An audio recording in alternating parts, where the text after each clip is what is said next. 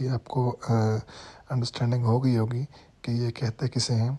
ऐसा fair value gap जिसके अंदर मार्केट ने अभी एंट्री ना ली हो या टैप ना किया हो उसको या टच ना किया हो अगेन आके वापस आके, तो उसको हम क्या कहेंगे, अनमिटिगेटेड या अनटैप्ड फेयर वैल्यू गैप।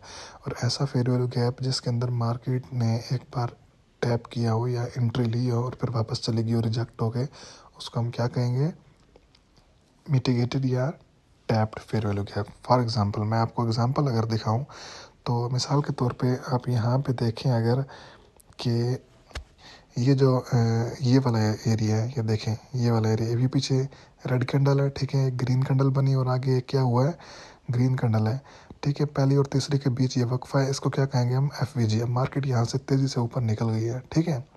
अब तेज़ी से ऊपर गई है तो इसका मतलब क्या हुआ, यहाँ पे एक फेयर वैल्यू गैप बना है, वो भी दोबारा मार्केट उसके अंदर नहीं आई, कोई कैंडल यहाँ से अंदर नहीं आई, ठीक है।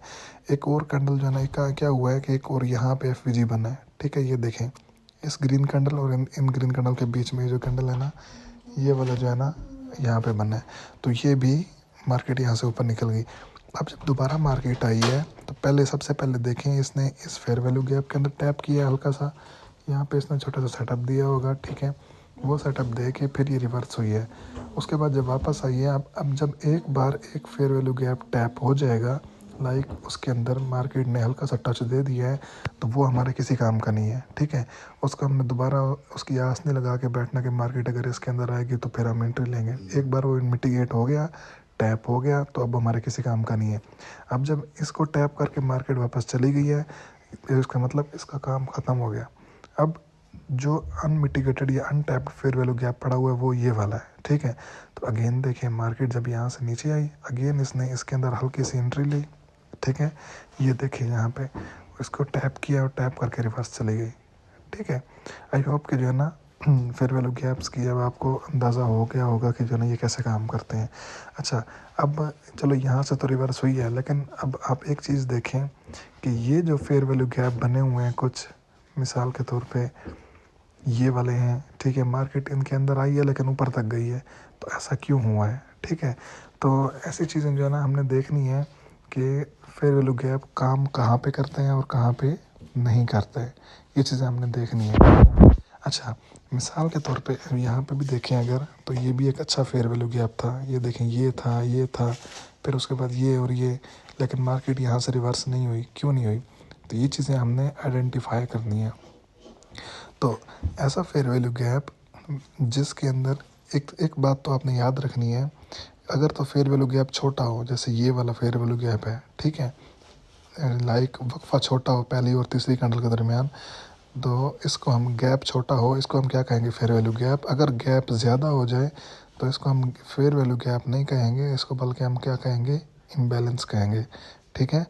लार्ज अगर जो है ना गैप आ जाए तो लार्ज को हम क्या कहते हैं, इम्बैलेंस। छोटा हो तो उसको हम क्या कहेंगे, फेयर वैल्यू गैप। अब क्या हुआ, मार्केट इसके अंदर आई, तो इम्बैलेंस के अंदर जब मार्केट आएगी तो इम्बैलेंस के अंदर मार्केट हमेशा मार्केट उसको फिल करेगी पूरा, और अगर फेयर वैल्यू गैप होगा तो उसको टैप करेगी, ठीक है। और कोई अब कौन सा फेयर वैल्यू गैप या एफवीजी काम करेगा और कौन सा नहीं करेगा, ये भी हमने देखना है। अब उसके लिए क्या है कि मार्केट जब इंटर हो, और इंटर होने के अब उस फेयर वैल्यू गैप का हमने एरिया मार्क करना है 50% का। अगर तो 50% के एरिया से जो है ना मार्केट रिवर्स हो जाती है तो वो हमें अच्छा सेटअप दे सकती है।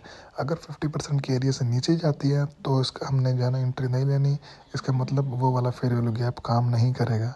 मैंने आपको पिछले लेक्चर में बताया था कि प्रीमियम जोन और डिस्काउंट जोन क्या कहते हैं, ठीक है। लेकिन यहाँ पे फेयर वैल्यू गैप के केस में आपने क्या करना है कि कोई फेयर वैल्यू गैप अगर 50% के ऊपर वाले एरिया से मार्केट को रिजेक्शन दे दे तो इसका मतलब वो स्ट्रॉन्ग फेयर वैल्यू गैप है, स्ट्रॉन्ग एफवीजी है और वो काम करेगा, हमें सेटअप देगा। अगर कोई 50% से नीचे जाता है और सेटअप नहीं दे रहा तो इसका मतलब ये वाला फेयर वैल्यू गैप वीक है, कमज़ोर है, और ये हमें रिवर्सल का सेटअप नहीं देगा। हमने वेट करना है, मज़ीद वेट करना है किसी और एफवीजी का, ठीक है। अब क्या हुआ, जैसे ये देखें इन दोनों ने काम नहीं किया, मार्केट आई हल्के से रिजेक्ट होती रही लेकिन नीचे तक आई, यहाँ पे आके फिर यहाँ से रिवर्स होकर ऊपर गई, ठीक है। तो अब क्या हुआ है कि हमने नज़र रखनी है मार्केट के ऊपर, देखिए जैसे ही फेयर वैल्यू गैप के अंदर मार्केट आए, हमने देखना है कि हमारा सेटअप बना है कि नहीं बना, जैसे रूल्स बताए हुए हैं, या आगे हम जाना आगे बताऊंगा मैं, आगे आपको ना सेटअप रूल्स वगैरह समझाऊंगा कि हमने किस बेस पे एंट्री ली है, एंट्री लेनी है।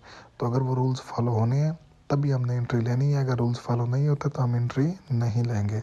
जैसे यहाँ पे कोई हमारा सेटअप नहीं बना, मार्केट नीचे आई है और ये देखें यहाँ से फिर ऊपर उठी है, तो यहाँ पे आके सेटअप दिया है इसने। अच्छा, इसी तरह मैं आपको कोई और दिखाऊं अगर एफ तो आई होप कि आपको एफ का आइडिया हो गया होगा कि टैप्ड या अनटैप्ड या मिटिगेटेड या अनमिटिगेटेड एफ कौन से होते हैं। अब जैसे यहाँ पे देखें, यहाँ पे मार्केट ने फेयर वैल्यू गैप छोड़ा था, एक यहाँ से लेकर इधर तक देखें आई, हल्का सा इसको टैप करके वापस गई, ठीक है। लेकिन जब दोबारा आई है, क्योंकि अब ये वाला फेयर वैल्यू गैप हमारा किसी काम का नहीं है, और देखें यहाँ से नीचे आज जो मैंने डेली फोरकास्ट किया था, मैंने ये वाला एरिया भी मार्क किया था, यहाँ पे ये देखें ये एफ पड़ा था छोटा सा। इसको अगर हम जाके देखें ना 30 मिनट पे, आई थिंक 30 मिनट पे ज़रा क्लियर शो होगा। तो मैंने ये रेड एरिया मार्क किया था कि यहाँ से मार्केट रिजेक्ट हो सकती है। तो ये देखें मार्केट वहाँ से ही हल्का सा टैप करके नीचे आई है। ये देखें, अब आपको आइडिया सही समझ आएगा। ये देखें याद तो भाई हमने ये वाला, क्योंकि ये वाला फेयर वैल्यू गैप और ये आर्डर ब्लॉक था एक ना, तो इसलिए इसको मार्क किया था। अगर मैं 15 मिनट पे देखूं तो शायद ये अनमिटिगेटेड एक यहाँ पे पड़ा होगा, क्योंकि एक फेयर वैल्यू गैप यहाँ पे मैंने देखा था सुबह, एक अनमिटिगेटेड था, तो उसकी वजह से मैंने इस एरिया को मार्क किया था।